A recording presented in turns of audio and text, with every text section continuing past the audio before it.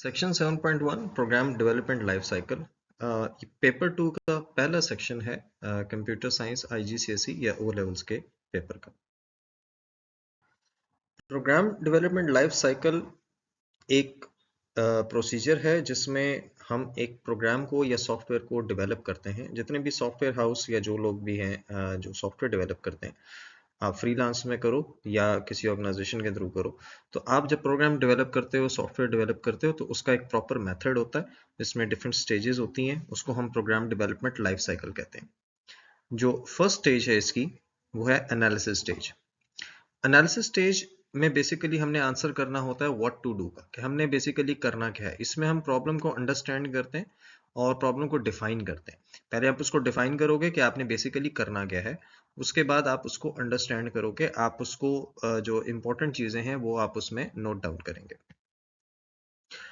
Analysis phase में abstraction होता है कि आप जब मैनेजमेंट से मिलते हैं, क्लाइंट से मिलता है कोई भी प्रोग्रामर, तो वो उसको बहुत सी रिक्वायरमेंट्स बताता है, बहुत सी इंफॉर्मेशन देता है। उसमें सारी इंफॉर्मेशन हमारे सॉफ्टवेयर से रिलेटेड नहीं होती। सो एब्स्ट्रक्शन मीन्स कि आप जो की एलिमेंट्स हैं उनको आप साइड पे करोगे जो आपको चाहिए, और बाकी सारी आप डिस्कार्ड कर देंगे। सेकेंड एनालिसिस फेज में आप करते हैं डीकम्पोजिशन। डीकम्पोजिशन हमारे पास प्रॉब्लम समटाइम काफी बड़ी होती है। फॉर एग्जांपल, अगर कोई हॉस्पिटल मैनेजमेंट सिस्टम है तो पूरे हॉस्पिटल का सॉफ्टवेयर बनाना वो काफी बड़ा होता है, तो आप उसको डीकम्पोज करते हो, आप उसके छोटे छोटे पार्ट्स बनाते हो, उसको हम डीकम्पोजिशन कहते हैं। ये डीकम्पोजिशन इंपॉर्टेंट है, इसी की बेस पे फिर हम आगे का डिजाइन वगैरह बनाते हैं।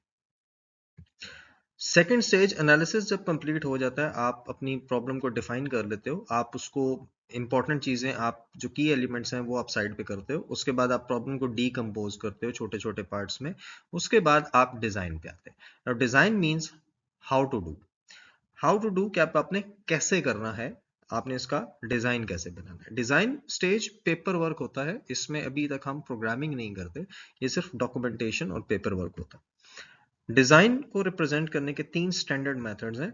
एक है स्ट्रक्चर चार्ट, जो डीकम्पोजिशन में आपने अपनी प्रॉब्लम को छोटे छोटे पार्ट्स में डिवाइड किया था, अब आप उसकी एक डायग्राम बनाते हो, उसको हम स्ट्रक्चर चार्ट कहते हैं। Second one is flow chart.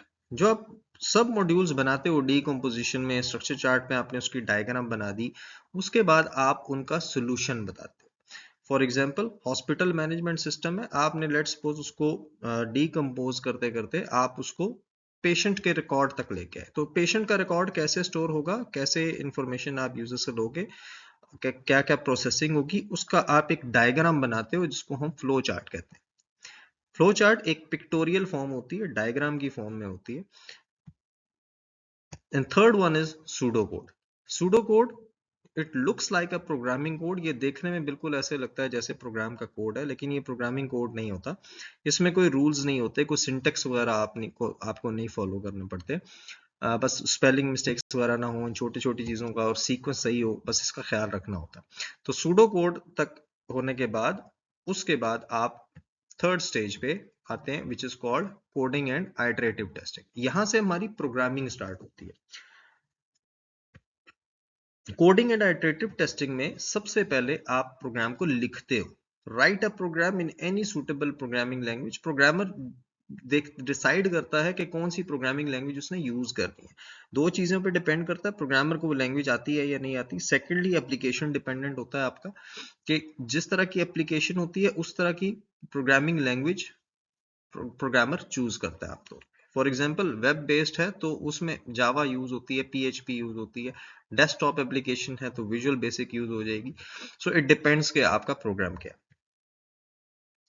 Second one is test for errors. Program जैसे जैसे आप लिखेंगे, बीइंग अ प्रोग्रामर, तो आप उसको टेस्ट करते हो, साथ साथ आप उसको रन करके चेक करते रहते हो कि फॉर एग्जांपल आपने 20 to 50 लाइन्स ऑफ कोड लिखा, आप उसको टेस्ट करते हो रन करके कि इसमें कोई एरर तो नहीं है, तो उसको हम टेस्टिंग कहते हैं। इसको आइटरेटिव टेस्टिंग हो गई। Third one is amend the program. In case अगर कोई एरर आपका निकल आता है तो आपको वो एरर रिमूव करते हैं, आप प्रोग्राम को चेंज करते हो। सम टाइम हमें सारा प्रोग्राम दोबारा लिखना पड़ जाता है अगर कोई बहुत लॉजिकल एरर बहुत मुश्किल केसों का आ जाए तो। The last stage is testing stage.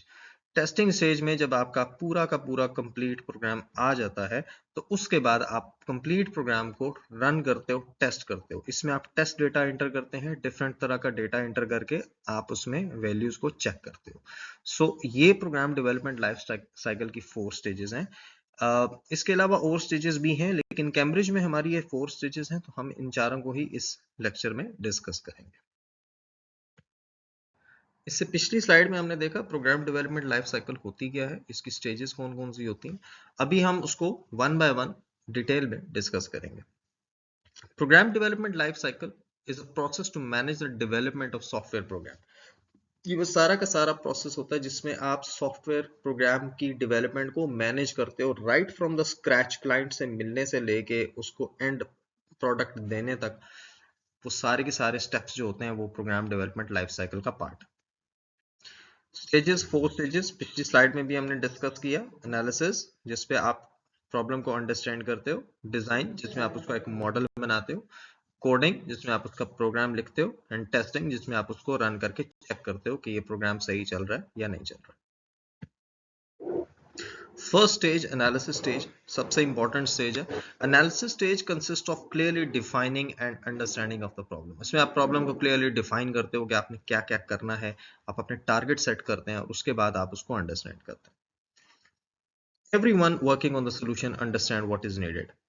जितने भी लोग उस पर काम कर रहे हैं, नाउ एवरीवन में आपकी मैनेजमेंट इन्वॉल्व होती है। जो आपके क्लाइंट्स हैं, जो आपके एंड यूजर्स हैं, जिन्होंने आपका प्रोग्राम यूज करना है, वो सारे के सारे लोग इन्वॉल्व होते हैं और प्रोग्रामर ऑब्वियसली खुद भी होता है। तो वो हर बंदे को ये क्लियरली पता होना चाहिए कि रिक्वायरमेंट क्या है प्रोग्राम की, उसमें इनपुट्स कैसे होंगे, उसका आउटपुट कैसे जनरेट होना चाहिए। This is called the requirement specification of the program. एक इसके लिए एक डॉक्यूमेंट बनाया जाता है जिसको हम software requirement specification SRS document कहते हैं। इसमें सारी की सारी सॉफ्टवेयर की रिक्वायरमेंट्स लिखी हुई होती है। कौन सा सॉफ्टवेयर चाहिए, कौन सा हार्डवेयर चाहिए सॉफ्टवेयर को रन करने के लिए, और वो डॉक्यूमेंट जो है वो क्लाइंट और प्रोग्रामर दोनों साइन करते हैं, सो दैट इन फ्यूचर कोई भी प्रॉब्लम ना हो कि क्लाइंट ये ना कहे कि मैंने ये चीज भी कही थी आपने नहीं की, और प्रोग्रामर भी ये ना कह सके कि ये आपने नहीं कहा था तो मैं क्यों करूं। सो वो एक डॉक्यूमेंट होता है, बेसिकली एग्रीमेंट आप कह लें, जिसमें आप उसमें साइन होता है डिजाइन स्टेज पे जाने से पहले। Then analysis stage uses abstraction and decomposition tools. दो tools यूज होते हैं इसमें, abstraction और decomposition. Abstraction means keeping the key elements required for the solution only and discard any unnecessary details and information that is not required. आप की elements अपने पास रखोगे और बाकी इररेलेवेंट इंफॉर्मेशन जो कि आपके सॉफ्टवेयर से रिलेटेड नहीं है उसको आप डिस्कार्ड कर देंगे, तो इसको हम एब्स्ट्रैक्शन कहते हैं। Second one is decomposition. Decomposition means to break down a complex problem into smaller parts that can be solved easily. उसके बाद आप बड़ी प्रॉब्लम को सब पार्ट्स में डिवाइड करते हो, so that आपकी वो प्रॉब्लम जो है वो कम्प्लेक्स, जब आप छोटी प्रॉब्लम होगी तो वो सॉल्व करने में आसान होगी। Bigger problem is difficult to manage, difficult to solve, तो हम उसको छोटे छोटे पार्ट्स में डिवाइड करते हैं। Second stage is design stage. Design stage में प्रोग्रामर बेसिकली उसको क्या क्या पता चलता है, all the task that need to be completed. जो जो टास्क उसने परफॉर्म करने हैं वो सारे के सारे आपके वो नोट डाउन किए जाते हैं। उसके बाद how each task is to be perform, हर टास्क कैसे काम करेगा उसकी पूरी डिटेल होती है। And how the task work together, और वो सारे टास्क मिल के काम कैसे करेंगे। एनालिसिस फेज में हम डीकम्पोजिशन करते हैं। डीकम्पोजिशन के बाद हम हर पार्ट को, जो छोटे सब प्रोग्राम्स होते हैं, उनकी वर्किंग को डिजाइन में एक्सप्लेन किया जाता है कि किस तरीके से आप उसको सॉल्व करोगे।